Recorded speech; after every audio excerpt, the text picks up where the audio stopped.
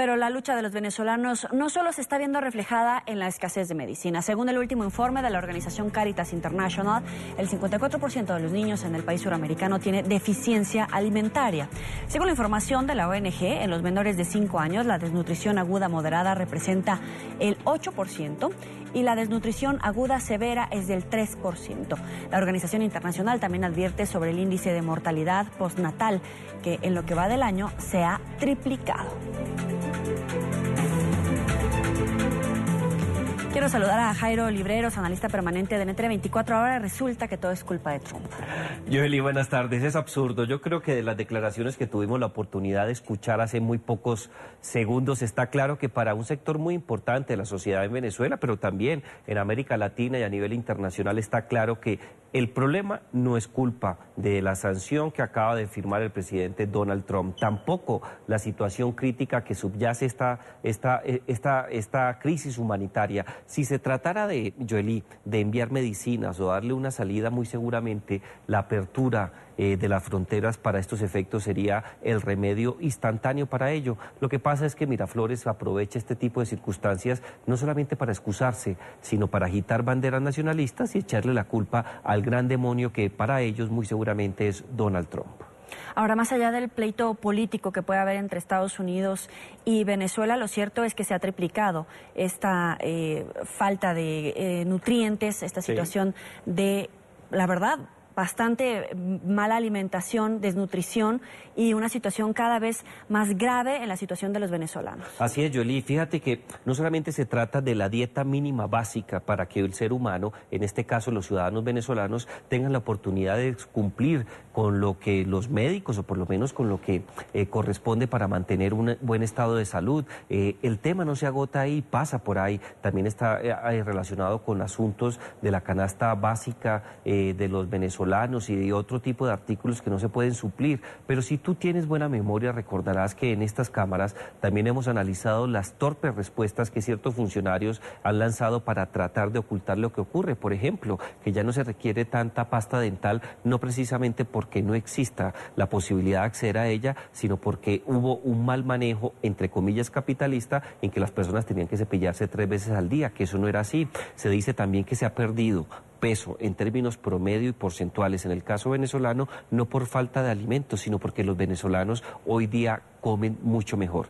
Hay que tener en cuenta que este tipo de situaciones no solamente resultan risibles a la luz de las respuestas que escuchamos, sino que lamentablemente termina siendo otra atrocidad que vulnera los derechos fundamentales de los venezolanos y los arrincona cada vez más, porque esta situación aparentemente no tiene una salida en el corto plazo. Eso es una situación política, la vulneración de los derechos humanos, pero vamos a saludar a Susana Rafali, nutricionista asesora del programa de supervivencia infantil de la organización Caritas Venezuela. Doctora Rafali, buena tarde, bienvenida.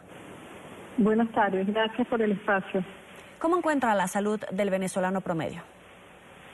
Bueno, en términos de salud en general está bastante comprometida todo el espectro de afecciones sanitarias, desde las enfermedades infecciosas más simples hasta las enfermedades crónicas. Tenemos serios problemas ahorita, por ejemplo, con los pacientes trasplantados que están a punto de perder sus trasplantes, con pacientes con diabetes, con una escasez tremenda de insulina, pero también, además siendo la época de lluvia, un rebote de enfermedades infecciosas importantes que están encontrando estos pacientes que van al sistema de salud, una escasez de los medicamentos básicos para su atención. ¿Desde cuándo? En términos verdaderamente que atañe a lo nutricional, que es en lo que más está Caritas ahora encima monitoreando desde octubre, esta situación de la crisis de salud lo que ha venido es a potenciar el deterioro nutricional que ya veníamos registrando desde octubre por las restricciones en el sistema alimentario y la escasez de alimentos que hay. Esto se fue incrementando y a este nivel se necesitan además suplementos nutricionales y suplementos terapéuticos que tampoco tenemos en el país y que están conduciendo entonces a que no podamos manejar satisfactoriamente los casos de nutrición severa y se estén muriendo estos niños a una tasa mayor de la que es aceptable y de la que podíamos prever. Sin embargo, el presidente Nicolás Maduro dice que esta situación se agrava a raíz de las sanciones impuestas por el gobierno de Donald Trump. ¿Usted qué patrón ha venido siguiendo en la última década, si podemos poner un parámetro que nos pudiera compartir? Sí, mira, verdaderamente en términos de la década toda hay resultados bastante diferenciables. Aquí hubo un mejoramiento de la situación hasta aproximadamente el 2012, 2013.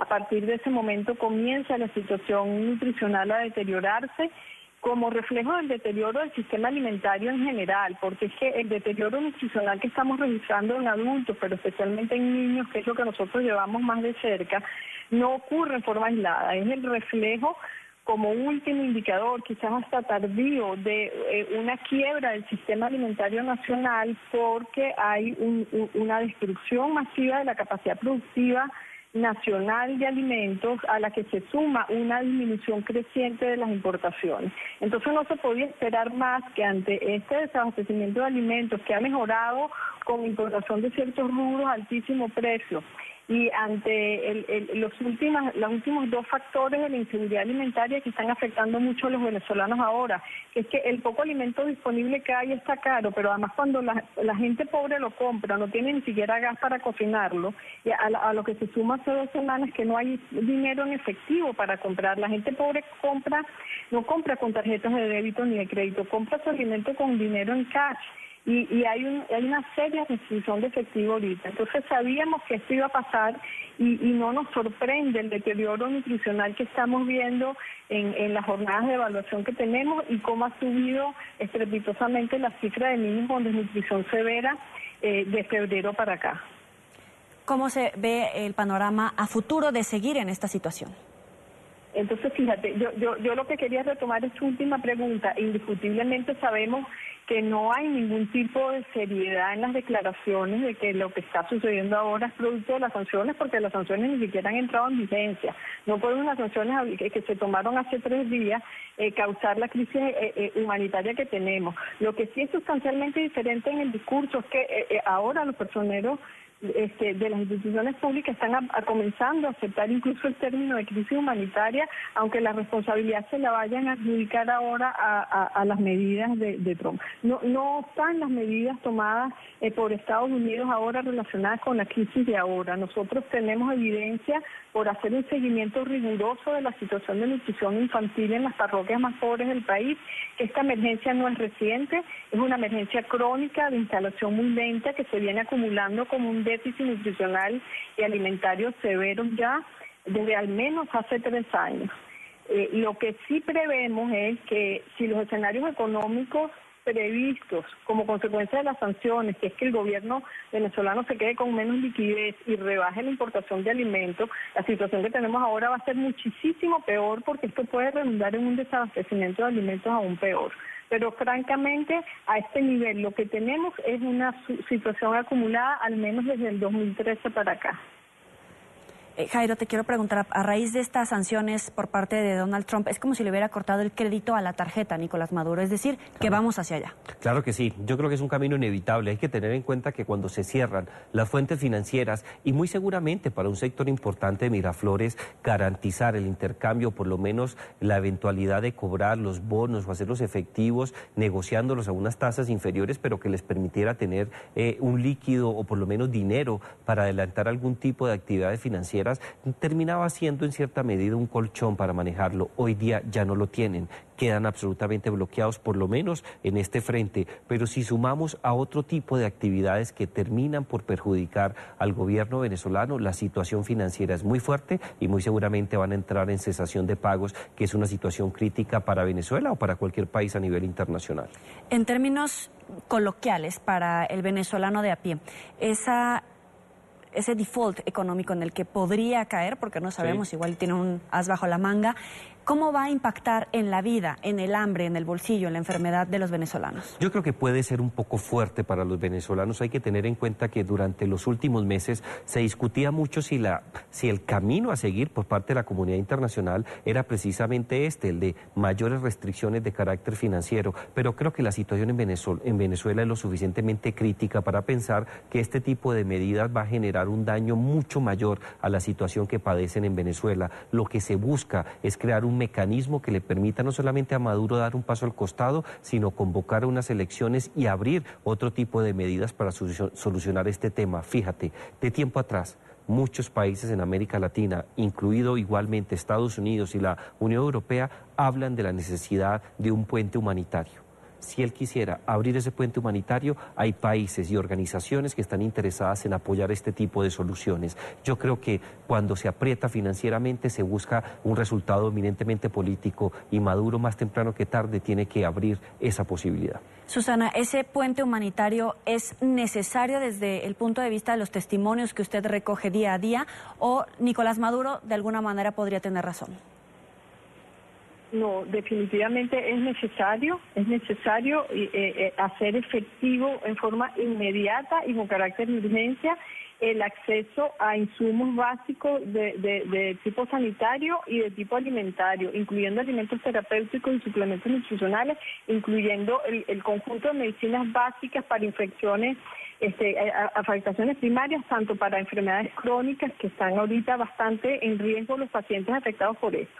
Ahora, no necesariamente el canal humanitario tiene que ser un canal físico por el que entren por Brasil, por Colombia o por los puertos del Mar Caribe contingentes importantes de insumos. Una medida humanitaria de corredor inmediato sería que flexibilicen, por ejemplo, el control de cambios y ajusten el diferencial cambiario y se pueda. Venezuela no es un desierto, Venezuela no está empezando de cero, nosotros tenemos una industria farmacéutica sólida, nosotros tenemos un sistema alimentario que había funcionado hasta hace 4 o 5 años en forma eficiente para abastecer el país.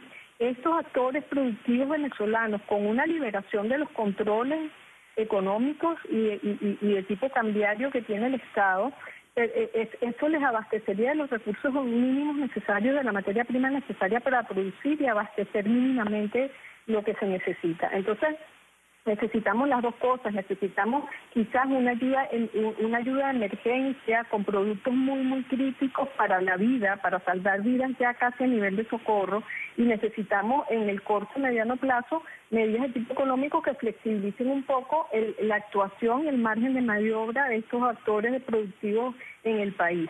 El enfoque de Cáritas, la manera como Cáritas ve la vida del venezolano y apuesta a la vida del venezolano es confiar con que el Estado tiene esa as bajo la manga y que ante el anuncio de las sanciones por los Estados Unidos, tiene escenarios planteados de protección social como cualquier Estado que se respete. A eso le apostamos como Cáritas de Venezuela, estamos contando con que el Estado tiene previsto los mecanismos de protección social para esto y que nos va a tomar en cuenta para entre Cáritas, otros actores humanitarios, sociedad civil y el Estado podamos hacer un escudo que permita blindar a los venezolanos y de pasar por esto en forma apropiada sin generar mayores daños. Si eso no va a ser así, la situación prevemos que se va a empeorar muchísimo y así seguirá Cáritas de Venezuela con la ayuda de todas las Cáritas regionales y la Cáritas internacional del lado del venezolano y del lado de la vida para amortiguar esto. Es Susana Rafali, nutricionista, asesora del programa de supervivencia infantil de la organización Cáritas Venezuela. Gracias por estar aquí con nosotros. Gracias.